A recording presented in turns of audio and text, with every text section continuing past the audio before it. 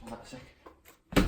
Jesus. This will be the first video about ultra training and my journey towards an ultra marathon, which I'm doing in about 6 months now. You're mad. Yeah, I know. But this time last year, I started training for an Ironman 70.3. Hadn't done any running before, hadn't done any swimming before, could mountain bike a bit, couldn't road bike at all. But I did it. Wanted to up the game this year, so I've signed up for Race to the Stones, which is a 60-mile, 100k race. You can either do it over 2 days, where you camp in between, or you can do it in 24 hours. So I went for the 24 hours just to make it a challenge. And yeah, that's it really. It goes through the oldest path in Britain. So it starts in Oxford, ends up at Atherton Stones, I think it is, which is the... I've actually heard that it goes past the Stones. Oh yeah, I heard that well, it's supposed to finish at the Stones, but it goes kind of... You see, you think you've got to the finish, and it goes past. Yeah, I read that as well.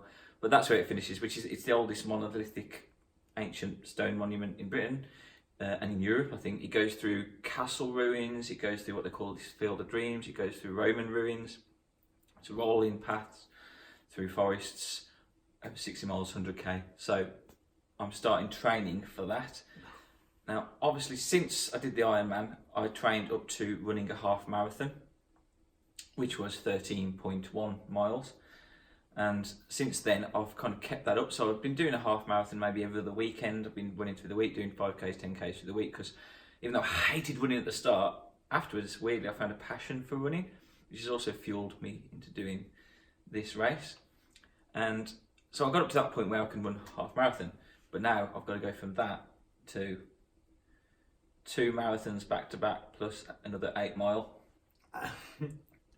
This is my first week of training. I kind of, when I signed up for it, I started upping my runs a bit, so I upped it to 15 mile, which is the furthest run I did.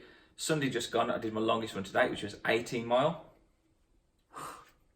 People die doing that. Not 18 miles, it's not even a marathon yet. This is like the pinnacle start of training. I've heard of people that have died doing 18 miles. Have you? But they're not around anymore. Here's a sample of the training plan I've put together for myself. This is based on training plans. I've done research online from sort of, average runner to 100k. There's been multiple plans I've looked at, what people have done. I've read books on the subject. I've read books on ultra running, books by a guy called Rich Rollers, a famous ultra runner, and a lot of sort of research I've done into it. This is a training plan I've put together based on what Race to the Stones give you as well.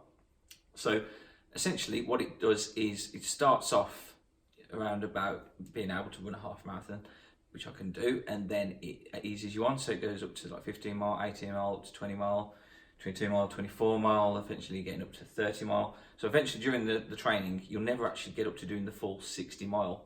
What I'll do, I'll get up to doing 44 mile, and then I'll taper back down. Then, so I'll go back down to 30, 20, 4 weeks leading up to the event, it'll taper back down to the week before the event. I'll just do a 5k, 10k, I think. Which I can do with him. Yes, which I think off the plan, and then the big one. But what you'll see in the plan here is also I've got mixture of sort of activities throughout. So it's not just running all week, because that can do you real damage. What I've got to do, I've got to do yoga a couple of days. Yeah, so I'll say a couple of days. Once every other week, I've got to do yoga, and that's to get my muscle stretching, get flexibility, get my whole body moving, so I'm not going to have any issues there. I've got to put strength training into it. So I've got things like this at home just for swinging around, doing lifts with, and then there'll be just general strength training at the gym. So, and it's not like what a lot of ultra runners think you have to do, or what runners think you have to do, which is like low weights, and it's heavy weights and like squats and lifts, just to build up the strength in my muscles and my legs and my body and my lower back, just to build up some strength to support my core over that time.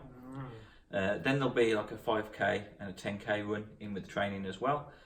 And then there'll be some interval sprints in there. So it'll be a case of, to begin with, I'll be doing, during my first stage, I'll be doing some short sprints. So it might be like 30 seconds fast, maybe a minute or so slow, 30 seconds fast, a minute or so slow, doing that 5 times. But then I'll do that for 2 weeks, and then it'll go into interval training. So it'll be, maybe 5 minutes fast, a couple of minutes slow, 5 minutes fast, slow. There's a lot more in it than I thought.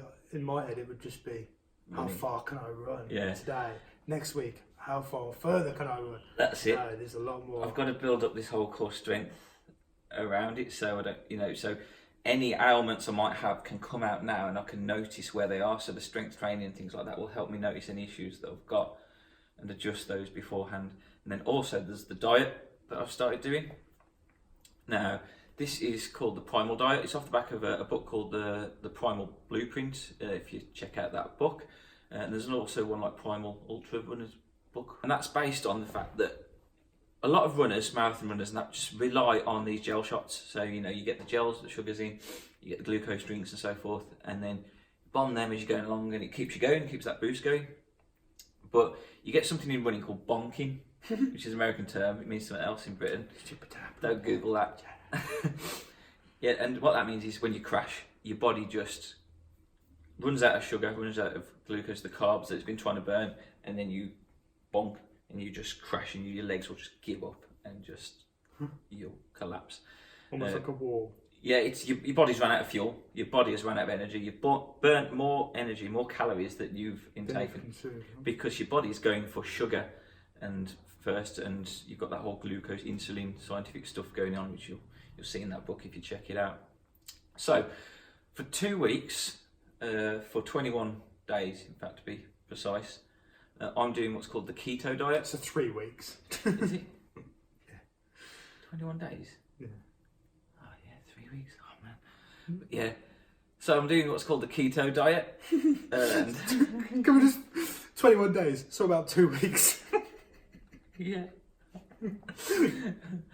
So this keto diet, it's the same as the Primal Blueprint. It's also known as the Paleo Diet. There's lots of different names for it. It's not even really a diet. I mean, the diet's the wrong terminology for it, really. But it's based on the fact that cavemen and back in the day weren't fat.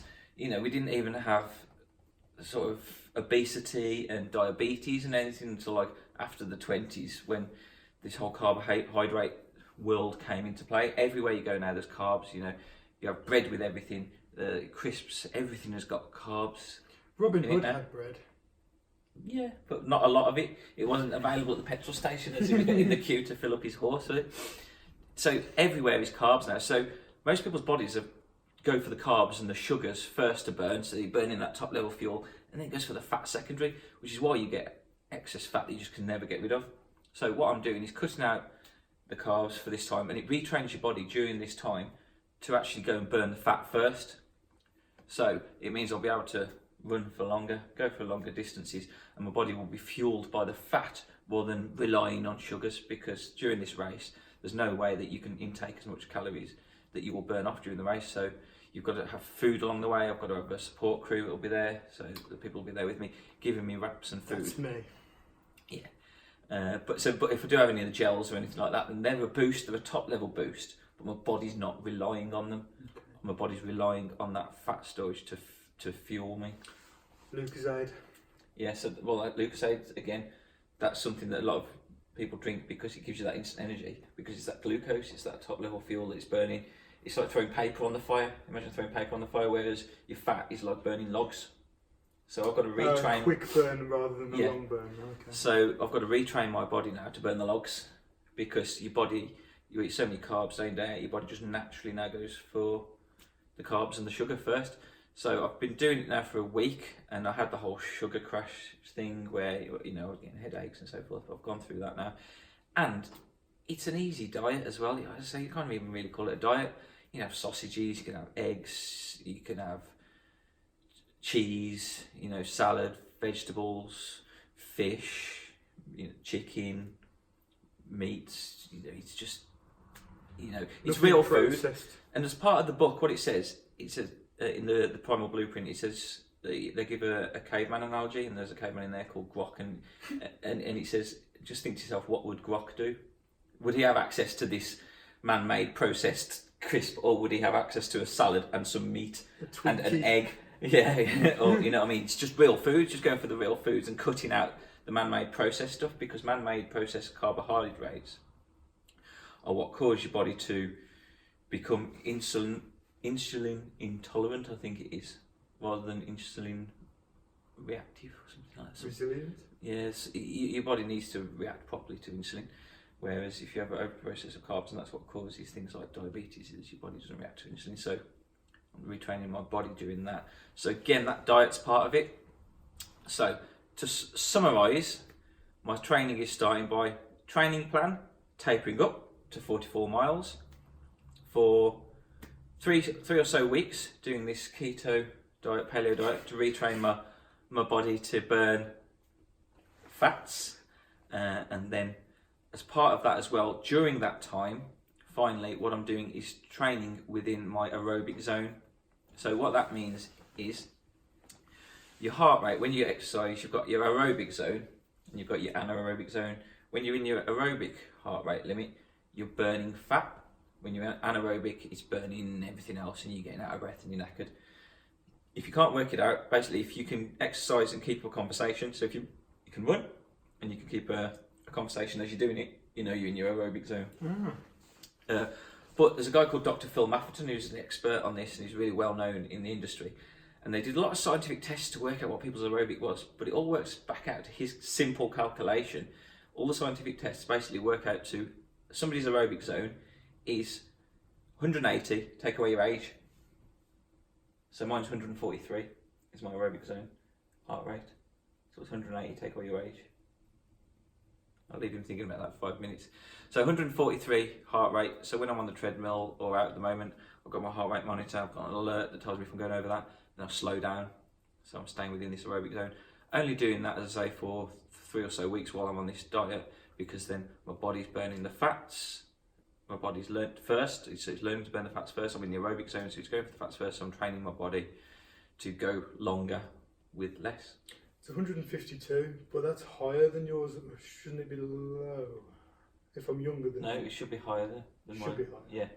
So, because you've got a higher limit, you know, higher heart rate means you're working harder, so you can go a higher limit. Oh, so it's less dangerous for me to go higher? Yeah, essentially, yeah. So, if you stayed within that 152, your body would be in that aerobic burning zone, so your body be going to look to burn the fats first, essentially. And yeah, so that's what I'm doing. And then after that, weirdly, with ultra training, you've got to learn to run slower. So very odd, yeah. So at the moment, I could do my 5k pace is about a 7:15 minute mile. My 10k pace is about an 8 minute mile. But now I'm having to learn to run slower. So when I headed out and did the 18 miles at the weekend, I tried to aim for 12-minute mile. I still did it in like 11:10 or something like that. So I've got to learn to run slower, because obviously you can't keep that up over that time. Well, some people can. I mean, the winners of the event can. But me learning to do it from being able to do a half marathon would not be able to keep up my 5k pace over the course of that time. So I'm learning to run slower to help me go for longer. So which is also kind of ties in with that aerobic zone as well, because you know it's sitting within that heart rate. I'm running slower, and it means I can go for longer, which is weird, difficult now, because I've always been trying to run faster, and it's taking it back a step. So after my 18-mile run at the weekend and the training that I've been doing, it's the longest run today. Afterwards, weirdly, I wasn't out of breath at all. Now, 12 months ago today, I did a mile and I was puffing and panting and dying.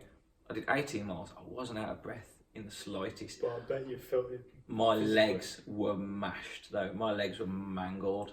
It hurt to walk. My feet were mashed. I had blisters either side of my toes. I thought my little toenail was falling off because I had a blister all down the side of my toenail. So that's what I'm doing now, is building up the strength, building up the power in the legs, and build up, and that's what I'll be doing over time.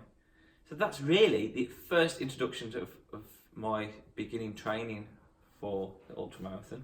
After a lot of research I've done, a lot of tips and advice online, reading books, as I said, I've mentioned, I've looked a lot into it, and we'll be keeping you updated maybe once a month or so of what I'm doing and changes in the plan and how further I'm getting along. So hopefully if anybody out there is looking to do Race to the Stones or a similar 100k 60-mile race. You're mad. These are heavy. Oh, Christ. He said that about me running, and now look at you doing 5Ks and sign up for 10Ks. Mm. Yeah, 12 months, you'll be there. I'm running 100k. Until next one. Peace.